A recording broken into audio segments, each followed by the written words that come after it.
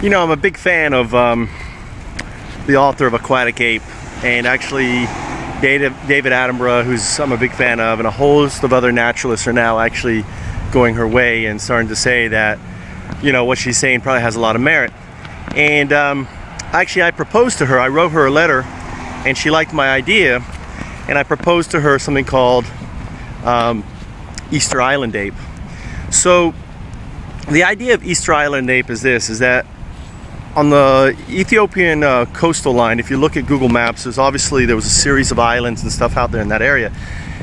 And actually from the journey of man, we actually know that the oldest genetic Y chromosome ancestor is actually located on one of those islands. So my theory or hypothesis or pondering or whatever you want to call it is that some 10 million years ago, when the ice age was around and pretty much, you know, water levels were 300 more feet down, there was a whole series of islands there, and our ancestor ape actually ended up on those islands. And over the millions of years, as waters rose, they become cut off, and eventually they became kind of inlets. And you know, for the most part, as we know, cats hate water. The apes that would have been trapped on those islands would have been actually safe to evolve, and basically without the fear of too many predators. What ultimately would have happened, what I envision as kind of, you know, call it Easter Island Ape. On Easter Island Ape, basically we became very successful, and you know, we ate all the fruit and everything else because we had no predators. And either by adaptation or by luck or by chance, one of our ancestors started feeding on the shoreland and found that, these mollusks are really tasty. And not only that, you know, they're great fatty protein for brain development. Look at that. Because we know that actually brain development is has a lot to do with the types of protein we eat. And it isn't the protein found in necessary land animals, is actually the protein and stuff found in sea animals. So imagine over 1 million years, we became more and more adaptive to living on the coastal, and over that time, slowly water levels would be rising and rising, and more of a distance. We probably hopped from island to island. We probably made friends with dolphins. Dolphins became our pets, so to speak, you know. Helped us fishing and stuff like that. Sharks were the fearsome as they're feared today, and we've probably been our only real predator. But if you think about it, if we were Easter Island Ape, it would have made a lot of sense in the sense of why we are so helpless as infants. Because what would a mother do? A mother would basically just make a little hole, and there would be a cradle, like a little dip, and then lay the baby in there, stick a palm tree over it, and the child would just lay there happily until the mother would come and get food and chew it up and maybe put it in its mouth or whatever.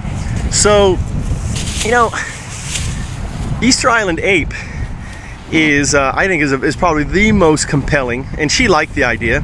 She mentioned there's a whole bunch of islands. She said if she ever wrote another book, she would actually use the idea of Easter Island Ape, and you know, as an idea. Something else to keep in mind, you know, I go swimming, and you probably heard this, that you cannot basically damage a joint or hurt yourself swimming. Consider if we had spent, you know, millions of years adapting in the water, and that's the reason why we don't have fur and stuff like that. It makes a lot of sense that actually our muscle structure and our bone structure and everything is very well adapted to water, so we don't. Whereas if you go running or jogging or anything else, we have a lot of, you know, we take a lot of ligament damages and everything else. Something to think about. So, you know, other evidence she talks about is our turned down nose, not our turned up nose, forms a brake for diving in the water for mollusks and other things.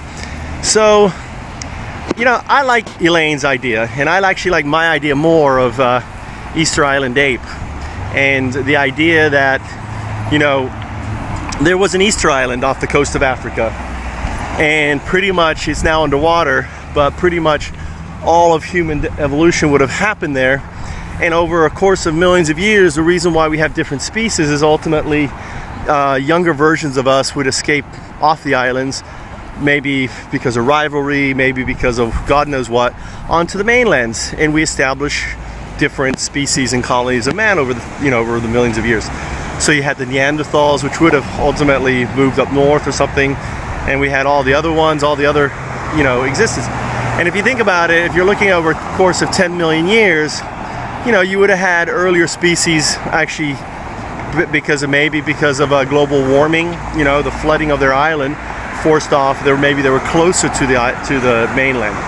So, in essence, Easter Island ape, an idea of mine, built on Elaine's idea, in a way doesn't go as extreme as saying aquatic ape, we were living in the water, but more like we were semi-aquatic ape, and where we lived, partially on land and on water.